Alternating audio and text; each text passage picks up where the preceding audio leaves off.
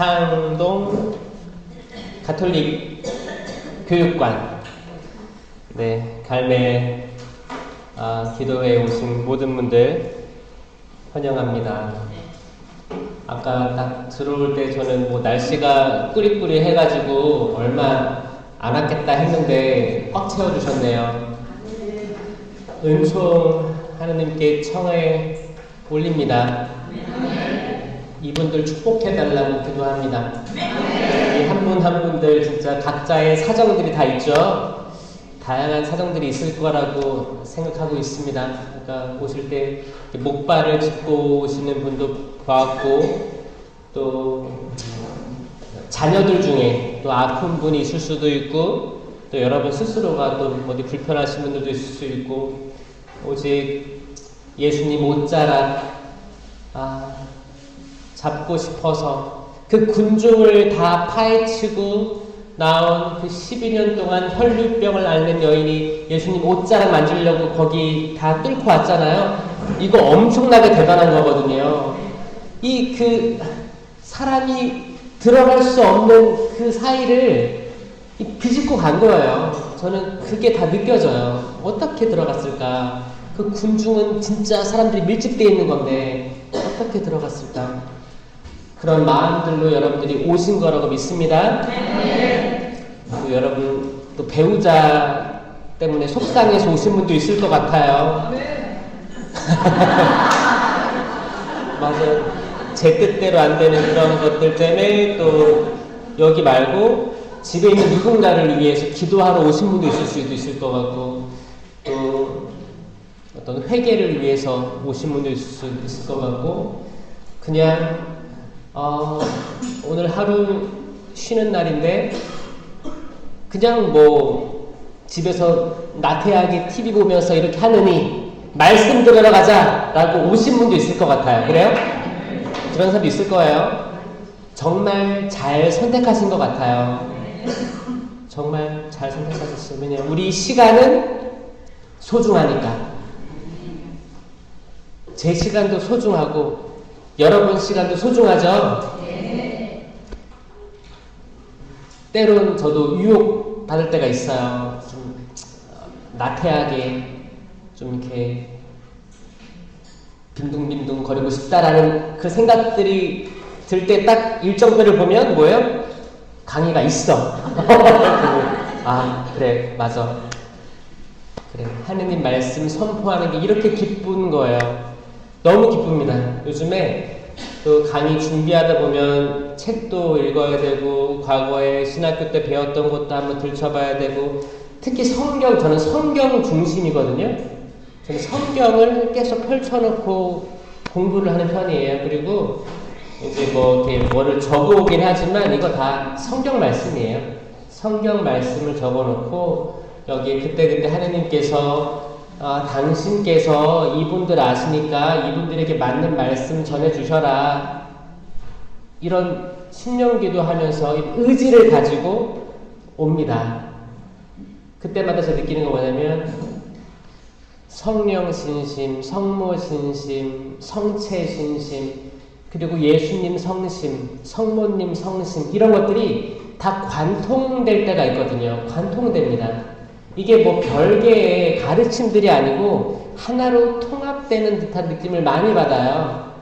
그러면 점점 그 잘못된 가르침으로부터 벗어날 수 있는 방어막이 생기는 거예요. 아멘? 성경 중심이 될 때 우리는 보호막에 감싸인다. 마치 성모님 망토에 감싸는 듯한 포근함도 느껴요. 성모님이 하느님은 아닙니다. 신은 아니에요. 하지만 성모님은 육체를 입은 완전한 그냥 순전한 인간이에요. 우리와 똑같은 인간인데 그 영원하신 분을 은총 충만한 상태에서 잉태하셨고 받아들이셨기 때문에 또 열매를 내셨기 때문에 우리의 모범이 된다. 그리고 그분의 전구하심을 되게 강하게 느끼고 있습니다. 아마 이렇게 여러분 시간 할애해서 이런 말씀 듣고 안수 받고 미사 영성치 하려는 여러분들의 마음속에 다 그게 있을 거라고 생각해요. 저와 같은 생각인 줄 전 알아요. 눈빛만 봐도 알아요. 정말 알아요. 어떤 마음들일까? 하느님께서 정말 사랑하시는 줄 믿습니다. 가브리엘 천사가 은총이 가득한 마리아여 기뻐하라라고 했잖아요. 이 말은 뭐예요? 은총이 가득하다라는 말은 성령이 가득해서 은총이 가득한 거예요. 우리가 다 그렇지 않아요? 그러면 어떻게 해야 돼요? 기뻐해야 돼요. 아멘? 은총이 가득한 마리아여 기뻐하라. 이 말은 뭐냐면 은총이 가득한 여러분 기뻐하십시오. 기뻐하십시오. 여러분들이 처한 어떤 상황이든지 기뻐해야 됩니다. 아멘? 우리 기쁨을 허락해 주신 삼위일체 하느님께 감사의 박수 올려드리면서 오늘 갈매산 기도에 보겠습니다. 성부와 성자와 성령의 이름으로 아멘. 저에게 기쁨을 허락하신 주님 찬미 받으소서. 영광 받으소서. 오직 당신 그 이름 삼위일체이신 하느님, 삼위일체이신 예수님, 삼위일체이신 성령님, 오직 당신 한 분 유일무이하신 당신 이름 높여드립니다. 모든 것 위에 당신 홀로 계시었고 그 모든 것을 주관하시고 그 모든 것을 당신 섭리로 이끄시는 분 삼위일체이신 예수 그리스도이십니다. 주님, 저희 이 자리에 모였습니다. 오기까지 많은 일들이 있었습니다. 항상 새롭습니다. 항상 새롭게도 새로운 일들로 방해하는 세력들이 생기고 새로움으로 가족들이나 친지들이나 공동체, 형제, 자매 사이에서 수많은 일들이 벌어집니다. 거기서 툭 튀어나온 한마디 말로 제가 상처받을 때도 있습니다. 또 저를 통해서 툭 튀어나온 말로 누군가가 상처받을 때도 있습니다. 주님, 저희가 당신을 따른다고 하지만 그 항구함이, 항구성이 떨어질 때가 있습니다. 주님, 그럴 때마다 저희 붙들어 주십시오. 일으켜 주십시오. 성모님, 은총이 가득하시니여 이 부족한 저희를 위해 당신 아드님 예수 그리스도께 전구하여 주십시오. 주님, 저희 살아가면서 부족함을 한없이 느낍니다. 부족함을 한없이 느껴가지고 때론 절망스러울 때도 있습니다. 아니, 이렇게 열심히 하는데 절망스러워도 되나 할 때가 있습니다. 하지만 저희는 압니다. 그 절망도 거룩한 절망이라는 것을, 그 거룩함 속에 있는 좌절이라는 것을, 그 거룩함 속에 있는 고통이라는 것을 압니다. 이 거룩함은 모든 것들을 아우릅니다. 주님, 저희가 거룩함에 머무르게 하여 주시옵소서. 때론 지칠 때도 있을 겁니다. 이 지침도 거룩한 지침이라는 것을 기억하게 하여 주시옵소서. 이런 모든 것들이 영원하지 않다는 것을 기억하게 하여 주시옵소서. 모든 것들 지나갈 겁니다. 모든 것들 그저 흘러갈 것을 압니다. 내가 여기에 집착하면 흘러갈 것을 가로막는 셈이 될 것입니다. 모든 것들 흘러가게 내버려두게 하여 주시옵소서. 집착하지 않고 떠나 보내게 하여 주시옵소서. 내일은 내일의 해가 뜰 거고 새로운 은총으로 충만할 것입니다. 비는 그칠 거고 지나갈 겁니다. 하늘의 무지개가 뜰 거고 하느님의 약속을 기억하게 될 것입니다. 우리 심령으로 기도하시겠습니다.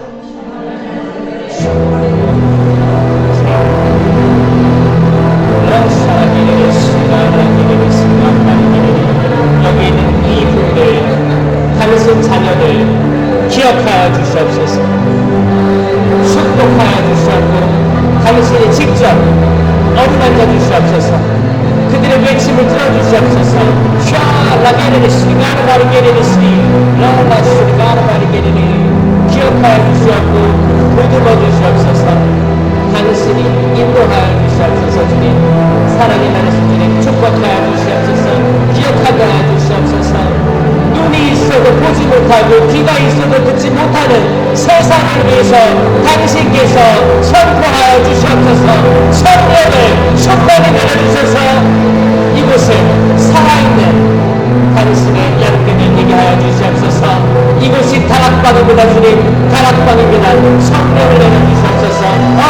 나가 샤라가리스가 나가르거리래 러나 샤라가리스가 나가르거리래 러시가 나가르거리래 스가 나가르거리래 랄랄라 샤라가리스가 나가르거리래 주 축복하여 주시옵고 위로하여 주시옵고 치유하여 주시옵소서. 나기시가 러시가 나가르거리래 런게리스가 나가르거리래 살라. 이 모든 기도 우리 주 예수 그리스도를 통하여 비나이다. 아멘. 성부와 성자와 성령의 이름으로 아멘. 참 예수님. 제가 어디 식사를 하러 갔는데 옆에 테이블에 교회에서 왔나봐요. 목사님 같아요. 이렇게 흰색 와이셔츠에다가 이제 정장 같은 거 입으시고 한 10명 정도가 이렇게 테이블을 예약해서 있었어요. 저희 팀 좀 늦게 들어왔죠. 거기 이렇게 앉아서 주문을 하고 음식을 기다리고 있었습니다. 근데 이쪽 테이블에 이제 음식이 세팅이 됩니다. 세팅이 다 됐어요. 그러니까 개신교 형제들은 어떻게 해요? 기도해요. 길죠? 제가 너무 신기한 걸 체험했어요. 저도 예전에는 그랬어요. 개신교 형제들 좀 기도 너무 오래 한다. 사람들 이렇게 분심 들게 식사 자리에서 이렇게 식당에서 기도한다라고 저는 이렇게 막연한 그 예전의 경험하고 약간 선입견이죠. 어떻게 보면 선입견 이런 게 있었어요. 근데 이번에 어떤 경험이었냐면 목사님이 제가 그렇게 생각하는 걸 알았나 봐. 기도를 하는 거예요. 아주 낮은 작은 소리로. 하나님. 근데 이게 옆 테이블이잖아요. 다른 데는 안 되면 저는 들려요. 왜냐면 기도할 때 어차피 통성기도나 자율기도하면 마음이 느껴지잖아요. 그리고 딱 보면 알아요. 저 사람이 뭐 어떻게 그냥 외운 기도를 하는지 자유롭게 하는지 알잖아요. 다 알아요. 듣고 있는데 내가 그 기도에 빠져드는 거야. 저는 개신교 목사님의 기도가 걸적거리지 않았어요. 그 은총 아닌가요? 자, 여러분 봐봐요. 혹시나 여러분들이 개신교 형제들이 마리아 욕하는 거 말고 기도할 때, 순전히 기도할 때 들어보면 이게 거슬린다면 다시 한번 생각해 봐야 돼요. 한국의 개신교가 몇 %예요? 신자가? 거의 30% 가까이 됩니다. 천주교는 몇 %예요? 10%. 뭐 12%라고 하는데 다 의미 없어요. 10%인데 그것도 10%도 아니야. 실제 나오는 사람은 한 5% 되는 거예요. 5%, 6% 되는 거예요. 그러니까 우리보다 더 많은 사람들이 개신교를 믿고 있단 말이에요. 근데 그분들 기도하고 그런 거 들어보면 본받을 게 많다. 본받을 게 있어요. 진짜 있어요. 근데 조금 안타까운 건 뭐예요? 그분들이 마리아 그리고 성체 신심에 대해서 알았다면 더 풍요로울 텐데라는 아쉬움이 있지만 그래도 말씀으로 무장된 그들에게 본받을 게 많다라는 생각했어요. 제 말은 틀린가요? 그래서 제가 천주교에 개종한 개신교 분들을 저는 되게 존중해요. 때로는 제가 신학생 때인가 한번 만난 적이 있어요. 개신교 다니다가 말씀이 충만하고 성령이 충만했다가 천주교가 궁금해서 천주교로 온 사람이 있었어요. 대화를 할 기회가 있었는데 다 기가 막힌 거예요. 다. 이미 이 사람은 엄청 충만한 상태에서 왔는데 성체까지 모시게 되는 거예요. 그때 이분이 어떤 표현을 했냐면 이제 요한이 없다고 했어요. 뭐냐면 그분은 개신교에서 일단 말씀의 식탁 그리고 성령의 현존을 다 체험하고 이게 뭘까? 이 은총 충만함, 이 말씀이 뜨거움 이게 다 이거 맞봤단 말이에요. 그리고 막 부흥에 하면 비슷한 거예요. 똑같아요. 성령께 청하라는 기도잖아요. 이런 걸 다 경험하고 천주교에다 왔는데 차분하고 전례 안에서 영성체를 주잖아요. 이게 예수 그리스도가 2000년 전에 떠나간 게 아니고 지금 나와 함께 있구나. 임마누엘, 내가 너와 함께 있겠다. 이 말이 지금 현실화되는 순간이잖아요. 영성체를 모시고 다들 경건하게 자리로 돌아가서 앉아있잖아요. 이 모습을 보고 눈물이 막 나오더래요. 자, 이분하고 천주교에 유아세례 받고 이제 유아세례는 뭐예요? 내 뜻이 아니었어. 부모님 뜻대로 성당 나갔다가 영성체까지 했어. 그리스도의 아멘 이쁘게 모셨어. 사진도 찍었어. 첫 영성체 해가지고 딱 하얀 옷 입고 이쁘게 찍고 이제 시간이 지나가지고 성당 안 나가다가 한참 뒤에 나와가지고 그냥 겨우겨우 왔다 갔다 하면서 그리스도의 몸 아멘 매가리 없이 아멘 내가 첫 영성태 먹었던 맛이랑 똑같네. 이게 뭘까? 이렇게 의심하는 사람과 이 개신교의 그 영성체랑 이거 완전히 다른 겁니다. 이 개종한 형제의 영성체는 차원이 틀린 거랍니다. 차원이.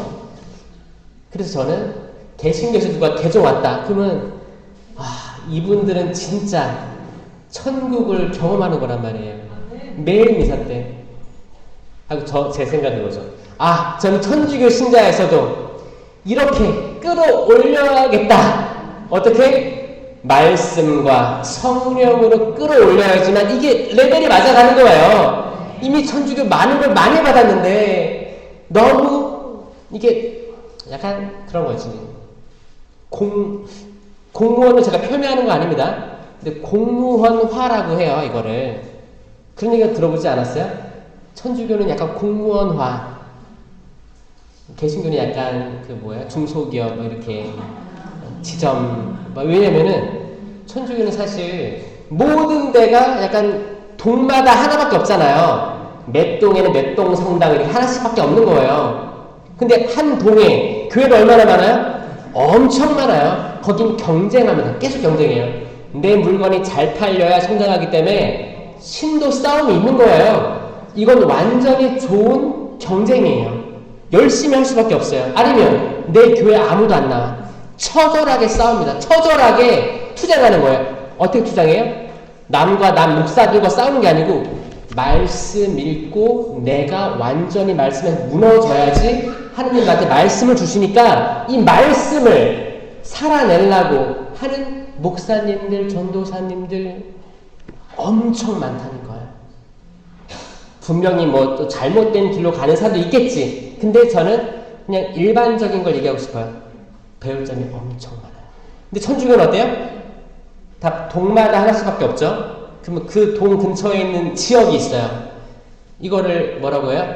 교적이라는 거에 이 교적이 뭐예요? 우리 이름표 나눠주잖아. 그 판공성사표. 이게 나눠주는 지역을 그 관할 구역이라고 하는 거예요. 본당 신부의 관할 구역은 요만큼. 이걸 완전히 나눠가지고 만약에 이사 갔어. 그럼 교적을 옮겨가라고 조언하는 거예요. 그렇게 해야만 이게 전 세계 천주교회가 이런 시스템으로 되어 있는 거예요. 이거를 속지주의라고 합니다. 지역주의죠. 속한 지역주의예요. 교회는 속임주의라고 해요. 교회는 그래서 광주에 있어도 거기 부산에 있는 목사님 찾아갈 수 있어요. 사람들이 모인 데가 교회예요. 교회에서는 천주교는 지역 할당된 바운더리에서 한 성당으로 가서 교적을 등록하고 살아가는 거예요. 그러니까 다른 성당에서 내 성당을 관여할 수 있어요, 없어요? 없다는 거예요. 완전 자치예요. 자치예요. 그러면 혹시나 누군가가 혹시나 어떤 신부님이 이제 나를 누구도 간섭할 수 없네. 내가 쥐락펴락 한다면 그리고 내가 해야 될 일을 뒤로 미루고 어차피 나는 보장돼 있는 거야. 주임 신부는 거기 5년, 6년 보장 받은 거예요. 이거를 공무원화 됐다고 하는 거예요. 뭔지 알죠? 네. 보장돼 있고 또 인사이동이 있어. 떠나요. 그러니까 공무원들 어디 파견 가는 것처럼 비슷하지 않아요? 이건 제가 생각한 게 아니고 누군가가 얘기했어요. 옛날부터. 그래서 저 들었거든요. 그래가지고 그럴 수도 있겠다. 만약에 공무원화 보장되어 있는 우리 울타리가 너무 보호가 잘 되어 있거든요. 천주교는 역사가 깊기 때문에 보호가 잘 되어 있는 거예요. 보호가 잘 되어 있으니까 여기 이쁜 케이크 여기 있으면 케이크 포장지가 너무 잘 되어 있는 거예요. 박스가 잘 되어 있는 거예요. 그러니까 안전하게 모셔가고 있는 거란 말이에요. 이 보호가 잘 되어 있는데 이걸 잘못 삐딱하게 해석하면 완전히 나태해 줄 수 있는 맹점에 빠지는 거예요. 내가 말씀을 사랑하지 않고 매일 강론을 하면 안타깝지만 신자들은 단번에 느낀다고 해요. 묵상을 하고 강론을 하는 건지 아니면 3년 전 그 말씀으로 똑같이 하는지 안다는 거예요. 제가 그때 봤다고 했죠? 어떤 신부님 새벽 미사를 딱 하는데 강론 때야. 근데 거기 밑에 서랍을 막 열어. 독경대 밑에 서랍이 있어요. 열었는데 여기 뭐였어요?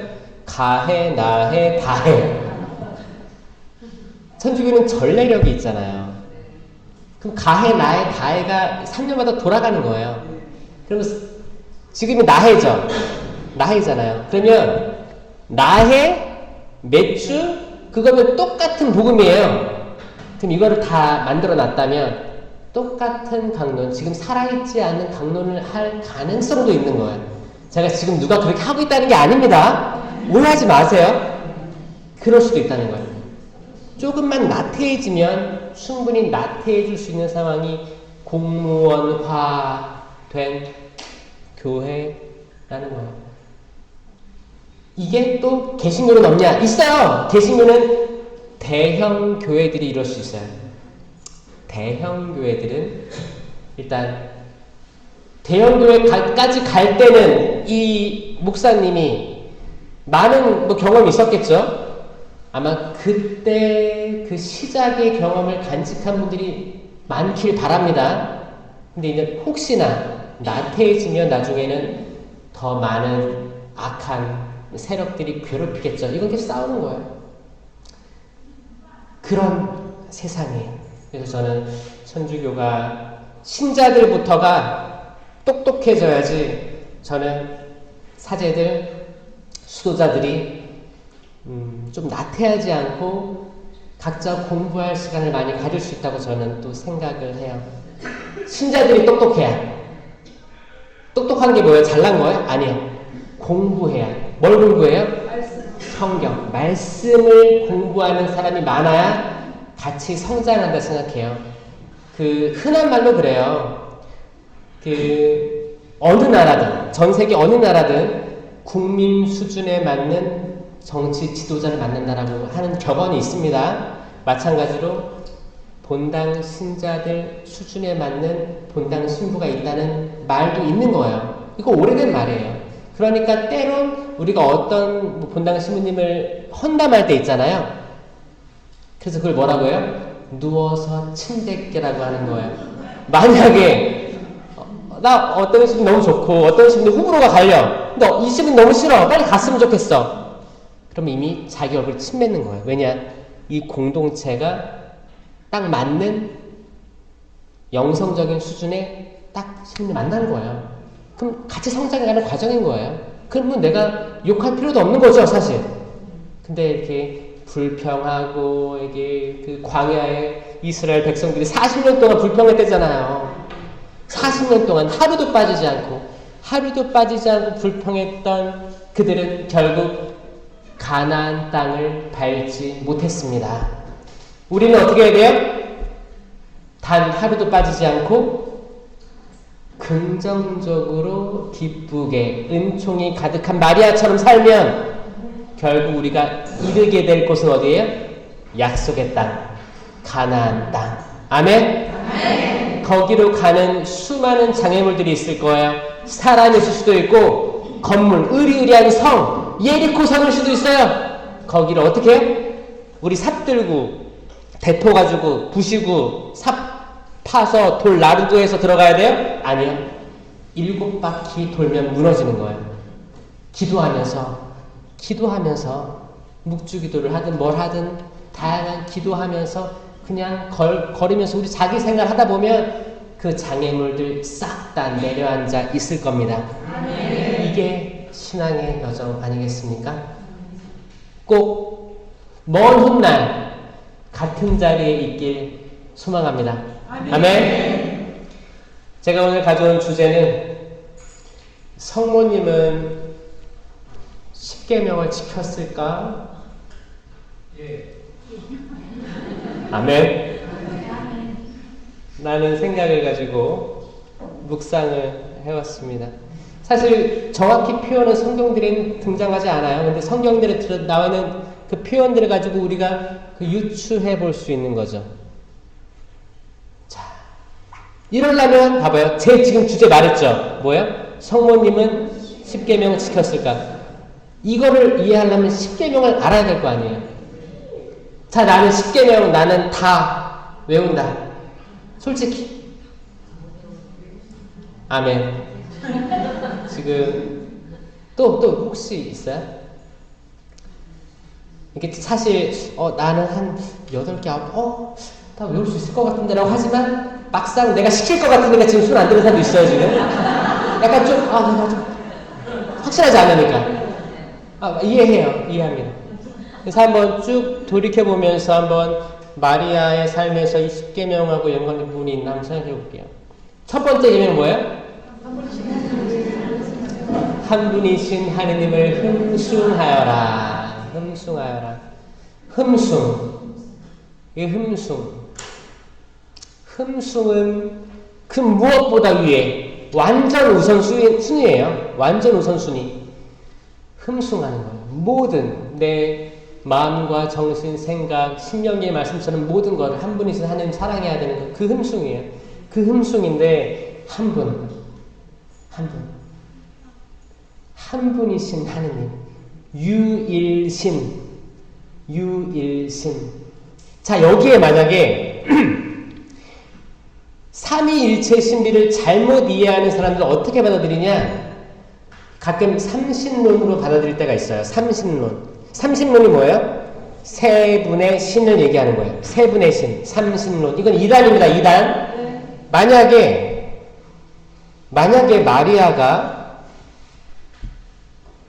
마리아가 아기 예수님을 잉태했어요.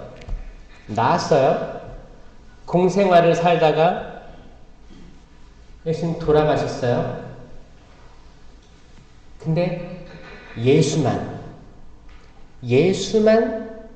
인간 예수만을 바라보고 살았다면 이게 이제 마리아는 어차피 이제 유대 레위 지파야. 마리아 가문은 즈카리아가 친척, 그러니까 엘리사벳이 친척이라고 했으니까, 그쵸? 그러니까 유대 지파와 레위 지파가 만난 거예요. 거기서 지금 예수님 나온 거거든요. 그러니까 그 지파 안에서 나온 마리아가 그럼 뭐예요? 이미 구약 성경을 다 알았다는 거예요. 구약에 대해서 다 공부를 한 거예요. 왜냐면 유다인들은 그렇게 공부할 수밖에 없었어요. 어렸을 때부터 계속. 또 거기 야고보서죠. 이제 천주교에서는 외경으로 분류하지만 초대 전승 2세기, 3세기, 4세기 초대 교회에는 이 야고보서에 있는 교부들은 야고보서에 있는 걸 다 존중하고 받아들였단 말이에요. 이때 나온 건 뭐냐면 마리아는 성전에 어렸을 때부터 봉건돼가지고 계속 공부를 한 거예요. 그러니까 구약을 다 알았어요. 그럼 구약을 알았으니까 하느님을 알았죠. 하느님을 알고 있었어요.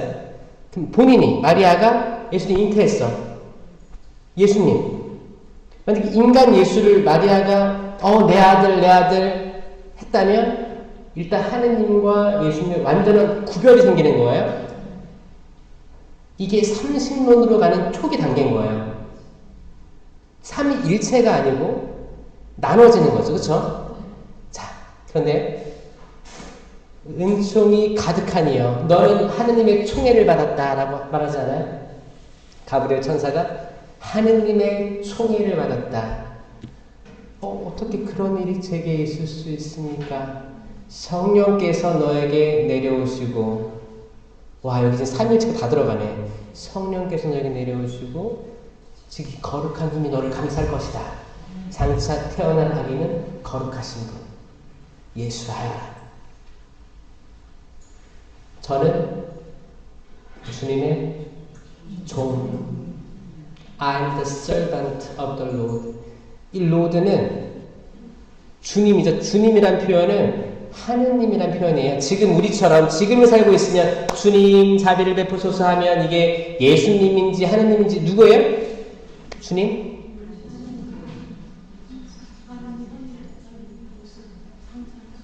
이게 그 이제 성령의 시대 지금 살아갈 때 주님은 삼위일체이신 하느님이죠. 그러니까 항상 삼위일체이신 예수님, 삼위일체이신 하느님, 삼위일체이신 성령을 얘기하는 주님은. 근데 그 당시 유다인들의 사고방식에 뭐가 있었냐면 주님은 하느님이에요. 그리고 이미 예수님 태어나지도 않았어요. 주님이 예수님을 표현하는 거 없습니다. 그래서 이게 개신교한테는 할 수 있는 우리의 반론이죠. 엘리사벳이 이제 마리아가 왔어요. 먼 길을 와서 이제 예수님 태안에 있잖아요. 그러니까 뭐라고 했어요, 엘리사벳이? 아니, 주님의 어머니께서 저에게 오시다니요. 어찌 된 일입니까? 이때 엘리사벳이 성령으로 가득 차서 표현한 이 주님의 어머니께서 이거 뭐야? 아니 예수님의 어머니께서 저에게 이거예요? 아니에요. 예수님 태어나지 않았어요. 뱃속에 있었어요. 예수라는 이름도 몰랐어요. 엘리사벳은.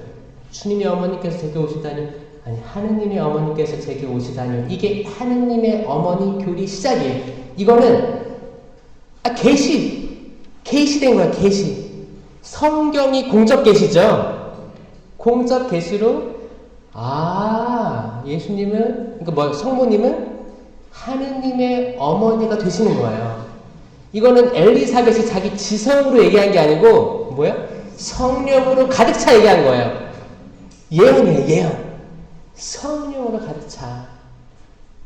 그래서 1월 1일을 하느님의 어머니 천주의 모친 동정 성모 마리아 대축일로 지나잖아요. 계시록은 그래요. 아니 마리아가 왜 하느님의 어머니야? 저는 이 질문도 이해돼요. 그럴 수밖에 없지. 사실 저도 몰랐거든요. 저도 신학교 때도 몰랐었어요. 외우라니까 외웠는데 이해가 안 됐어요. 이거 개신교 신자들하고 논쟁할 때 항상 제가 가지고 있는 아킬레스 건 같은 거였어요. 나도 믿기지가 않는 걸 그냥 성당에서는 믿으라고 하니까 믿을 교리라고 하니까 믿긴 하지만 내가 이해가 안 되는 거예요. 그래서 걸림거리였어요. 걸림돌. 왜 그랬을까? 왜? 이게 나중에 엘리사벳이 한 말 때문에 제가 이해하게 된 거예요. 주님의 어머니께서 제게 오시다니 이건 성령께서 주어진 말이에요.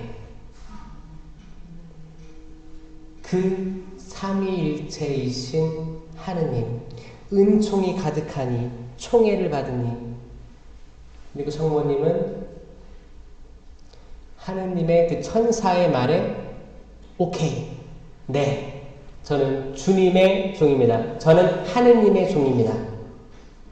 만약에 성부, 성자, 성령이 있는데 저는 성령의 종입니다. 뭐 성자의 종입니다. 아니, 나는 성부, 하느님의 종입니다. 지금 말씀처럼 제게 이루어지기를 바랍니다.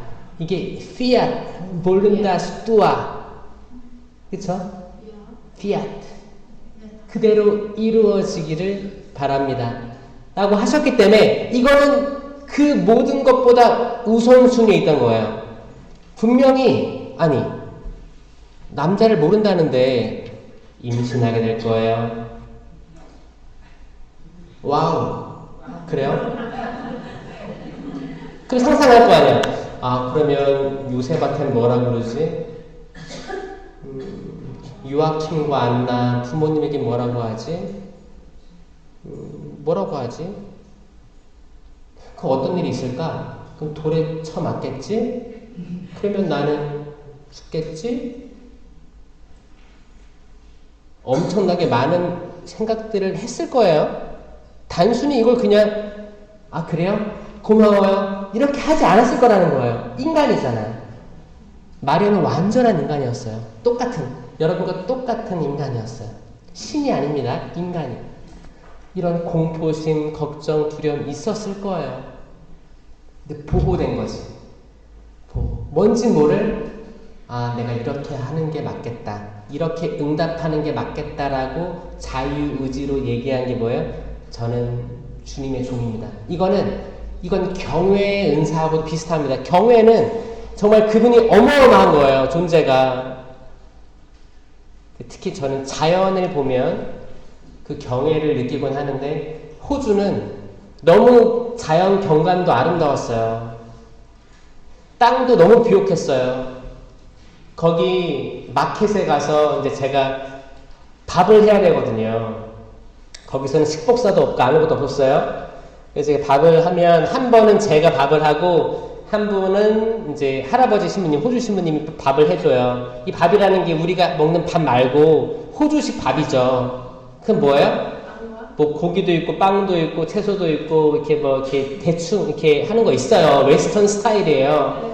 그러면 이제 가서 채소를 골라야 돼요. 왜냐면 채소를 다양한 색깔로 사가지고 잘라가지고 깍둑 썰기 해가지고 이거를 그 투명한 유리 볼에다가 넣어가지고 전자레인지에 한 20분을 돌리면 이게 물이 나오면서 약간 좀 이렇게 삶은 그 채소처럼 되는 거예요. 이게 웜 베지터블이라고 해서 뭐 데운 야채 이렇게 되는 거죠. 그렇게 먹더라고요. 거기에 소금 후추 뿌리면 그래도 먹을만 해요. 이렇게 해가지고 갔는데 갈 때만 느낌이 뭐냐면 한국에 있는 야채 코너에서 보는 식품이랑 거기 가면 다 커요. 땅이 비옥하니까 다 큰 거야. 고구마가 이만해요. 다 이렇게 와서 이렇게 잘라서 하다 보면 아 땅이 좋긴 좋나 보다 하는 거예요. 그리고 잠을 잘 때 있죠. 거기는 외부랑 그 실내랑 문틈이 있어가지고 문틈을 막아놓지 않아요. 여름에는 바람 들어오게. 그러니까 항상 열려 있어. 그럼 여기로 벌레들이 들어오는데 자고 있잖아요. 그럼 벽에 거미가 거기 또 땅이 좋잖아요. 땅이 좋으니까 벌레도 커요. 거미가 이만한 게 벽에 딱 달라붙어요. 있어요. 이게 또 한 마리가 아니야. 다 있는 거야. 같이 사는 거예요. 얘가 공격을 안 해요. 처음에 그랬는데 아 하나님이 상처하셨지. 그러니까 익충이라고 해서 인간에게 도움을 주는 뭐 이렇게 하더라고요. 그래서 같이 있으면서 근데 크니까 얼굴도 잘 보여요. 거미 얼굴이. 그 뭐예요? 어떻게 하느님께서는 저렇게 오밀조밀 잘 창조를 하셨을까 이 생각도 하면서 감탄을 하게 되는 거예요. 그리고 이제 뭐 이렇게 나가면은 나무 숲들이 엄청 울창하게 딱 있으면 그리고 절벽들부터 해서 웅장한 자연 보면 이게 자연적으로 있을 수 없는 것들이다. 그러니까 하느님의 섭리를 느끼면서 내가 그 밑에 무릎 꿇게 되는 거예요. 이건 경외의 은사예요. 개인 경고. 이거는 그걸 느껴야 나의 작음을 깨닫거든요. 그러면서도 뭐예요? 의사들은 사람 내부를 다 까서 수술하죠? 그럼 사람 안에 있는 것도 이게 어른이든 애기든 오장육부 이 섬세한 창조 지음 받으면 놀라는 감탄하는 거예요. 아니 이게 어떻게 혈관이 이렇게 뇌는 뉴런이 어떻게 이렇게 지음 받았지? 이 모든 것에 대해서 압도당하는 거예요. 압도. 이게 경외입니다. 경외의 은사 아래서 무릎 꿇은 거예요. 한 분이신 하느님을 흠숭했어요? 안 했어요? 마리아는 했어요. 한 분이신 하느님, 삼위일체이신 하느님께 완전 무릎 꿇었습니다. 하느님의 이름을 함부로 부르지 마라가 두 번째 계명이죠? 나 이거 다 할 수 있을까 모르겠네. 10계명인데? 이름 간단하게 뭐예요? 하느님의 이름을 함부로 부르지 말라는 건데 함부로 부르는 게 뭐예요? 의미 없이 부르는 거. 예를 들면 그거예요. 엄마가 계속 잘 나가 성당에. 근데 가끔 아들을 만나. 아들이 이제 엄마가 이제 성당 다니다가 와서 뭐 화풀이를 했어. 남편이랑 싸웠어. 짜증을 냈어. 그러면 아들은 성당 이제 안 나가다가 엄마는 성당 다니면서 주님이 그렇게 가르쳤어? 이게 그 짜증으로 대꾸할 때 있지 않아요? 그럴 때 하느님, 주님 이런 말 가끔 튀어나옵니다. 왜냐면은 그 자식들은 뭐예요? 짜증이 났는데 이 짜증을 엄마, 아빠가 알아듣길 바라는 거예요. 그러니까 일부러 얘기하는 거예요. 일부러 이 단어를 꼭 넣어서 얘기하는 거예요.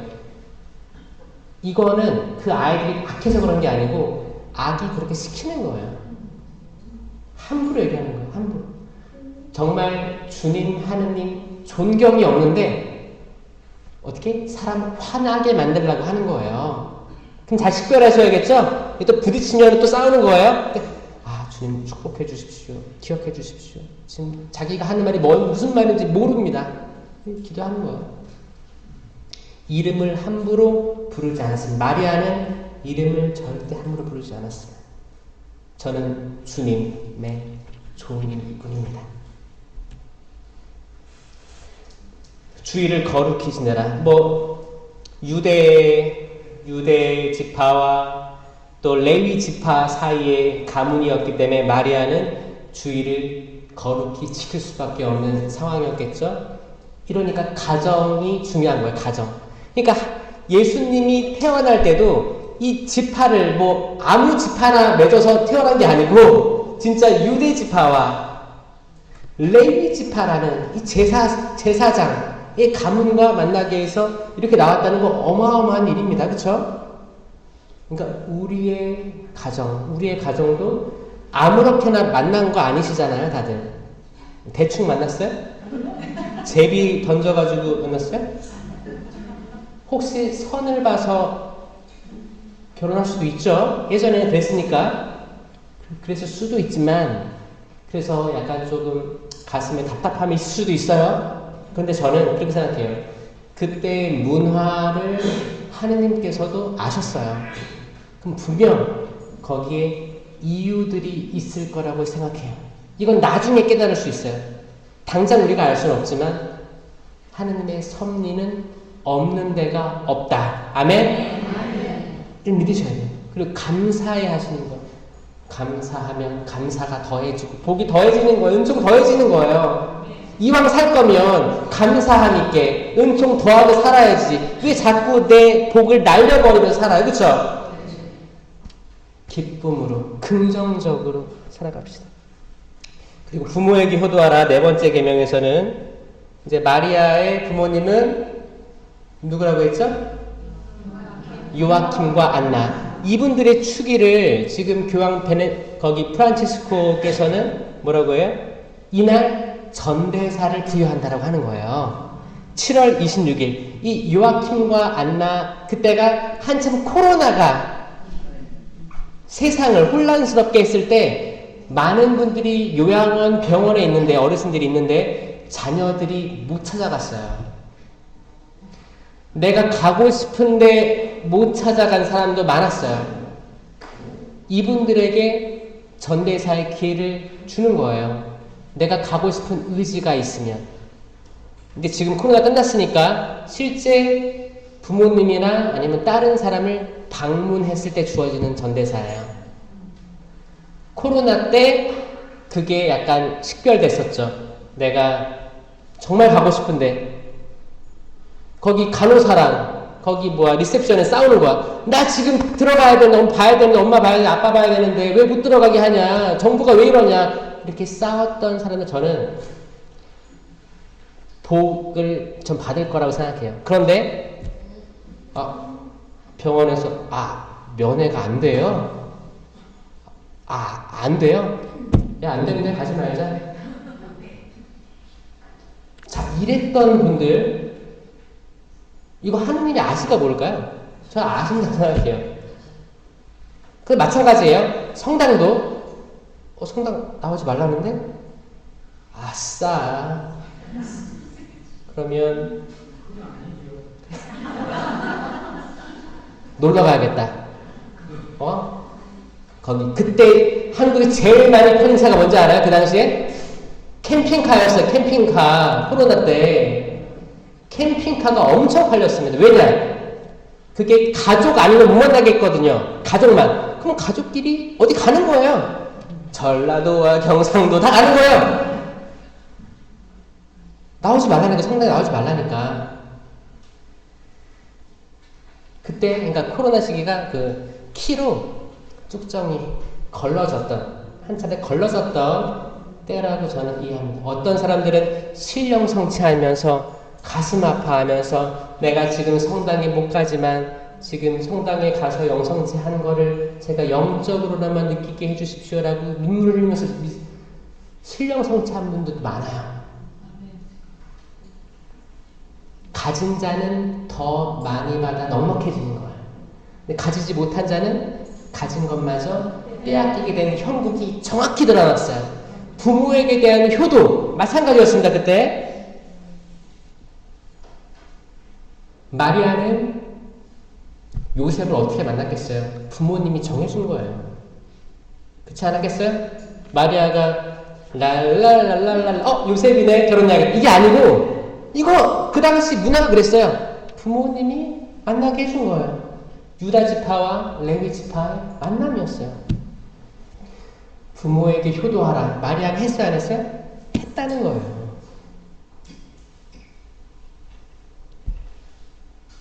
오계명, 살인하지 말라.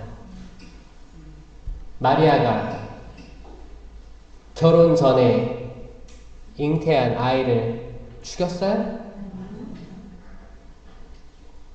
정확히 이 계명을 거스르지 않은 거 다 아시는 거예요. 다 아시는 거예요. 간음하지 말라. 이 간음하지 말라는 또 9계명의 남의 아내를 탐하지 말라, 이 계명과 연결되어 있는 거예요. 근데 어떤 사람은 그래요. 아니, 왜 남의 아내를 탐하지 말라가 있냐, 남의 남편 탐하지 말라는 왜 없냐 그래요.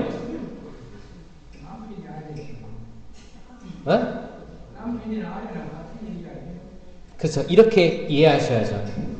근데 정확히 성경에서는 남의 아내를 탐하지 말라 나온 거예요. 이건 어떻게 이해되냐면, 창세기에 남자가 혼자 있는 게 좋지 않으니 협력자를 만들어줘야겠다라는 말에서 힌트를 얻으셔야 됩니다. 협력자예요. 그러니까 뭐냐면 남의 협력자를 탐하지 말라 하면 성 구분이 없어지는 거예요. 그렇죠? 남의 협력자예요. 협력자로 하느님께서 맺어주신 것들이에요. 협력자를 탐하지. 이 간음은 그 영적으로 해석될 수 있죠. 마음으로부터, 육으로부터 다 확대 해석할 수 있는 거예요. 이거는 9번째 계명이랑 연결되어 있다. 이거를 보면 마리아는 평생 동정이에요. 이 계명들로부터 완전히 벗어나 있는 거예요. 평생 동정이에요. 평생 동정. 그 다음에 7번째 계명은 도둑질 하지 마라. 이거는 10번째 계명인 남의 재물을 탐하지 말아랑 연결되어 있는 거예요. 그러니까 두 개가 딱 지어져 있는 거예요. 얼마나 중요하면 짝 졌어요. 도둑질 하지 마라. 이거는 어떻게 추측할 수 있냐면 마리아는 예수님을 성전에 봉헌할 때 뭘 가져갔어요? 낙타를 가져갔어요? 소? 황소? 비둘기. 굉장히 소박했다.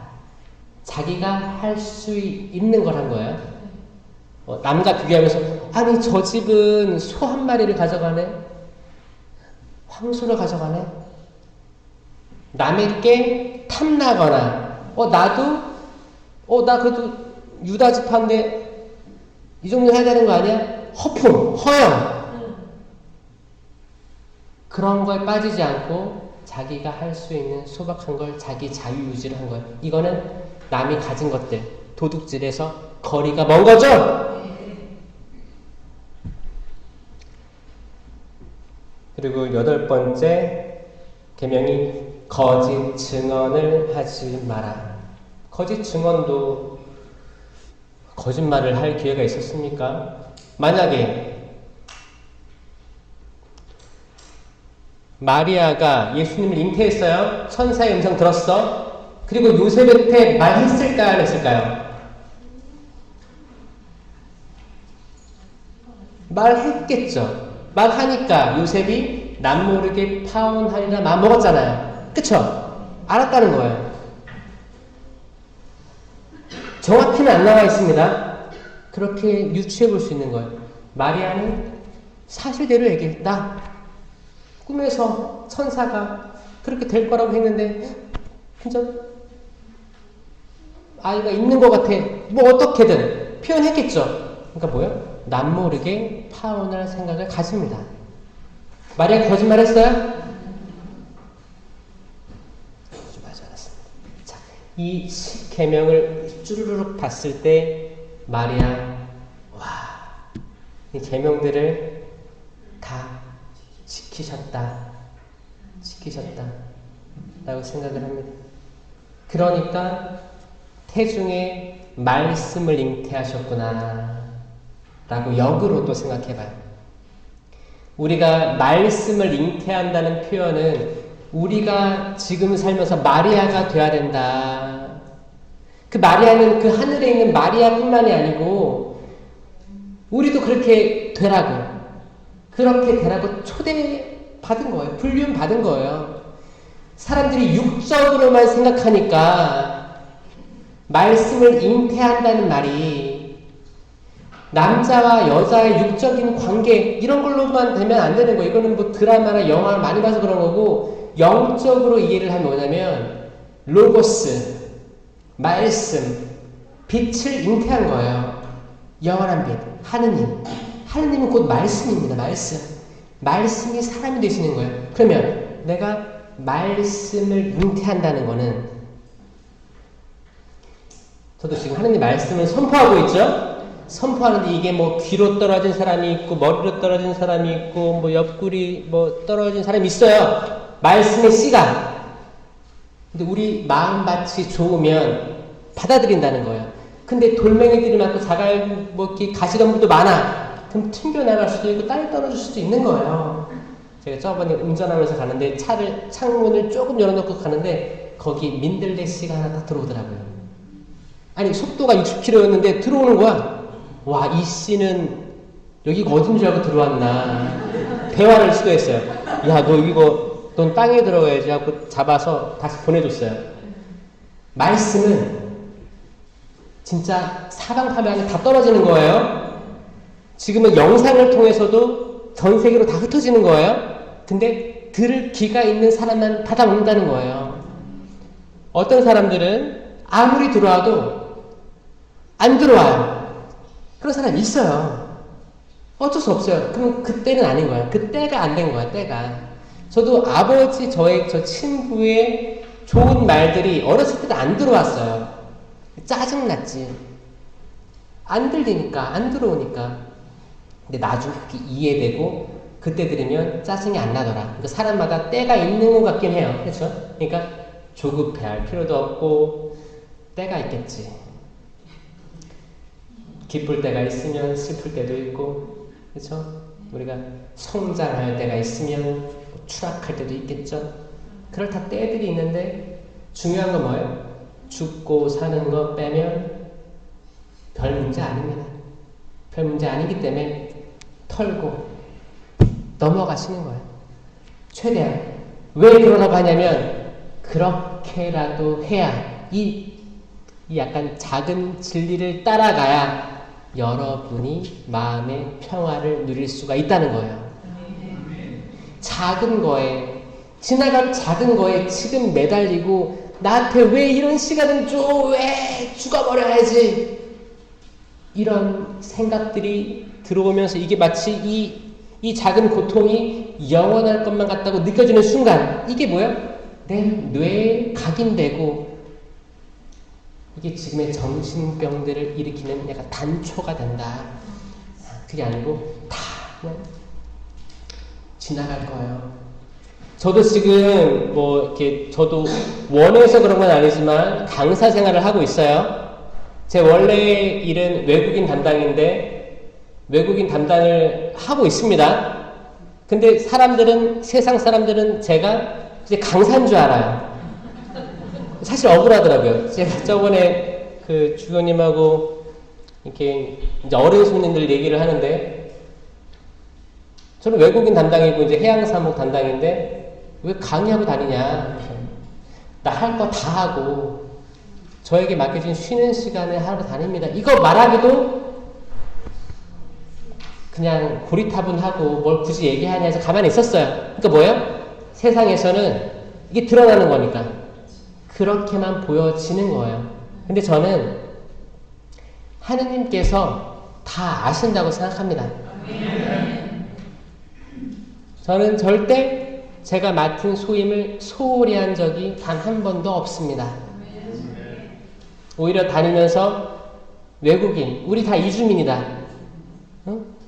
에덴에서 떠나온 모두 이주민이고 성경 역사가 이주민의 역사였고 예수님 성가정이 이주민의 역사였다. 우리도 이주민이다. 이주민 사랑해야 된다. 그들과 내가 남남이 아닌 우리 같이 이주민. 우리 이 땅에서도 잠깐 왔다가 다시 하늘나라 가야 될 이주민들이다. 라고 얘기하고 다녔고 해양사목, 인천항 왔다 갔다 하면서 그분들에게 지금 눈에 보이지 않는다고 해서 없는 이들이 아닙니다. 이 교황님 말씀 인용하면서 우리는 내가 주임 신부야. 그럼 내 지역에서 다 나한테 와야 돼.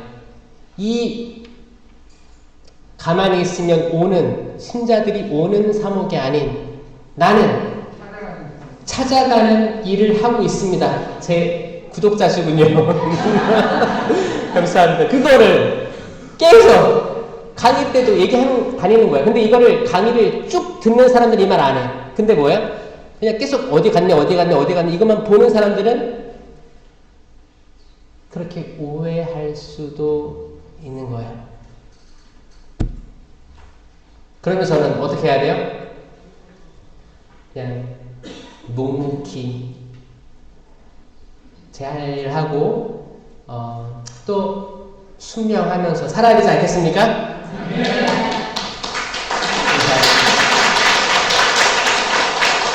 이 과정에서 또 하나님께서 지혜를 허락해 주실 거라 믿습니다. 오늘 핵심 뭐예요? 마리아는 10계명대로 살았어요. 이 계명을 두 가지로 요약하면 하느님 사랑, 이웃 사랑.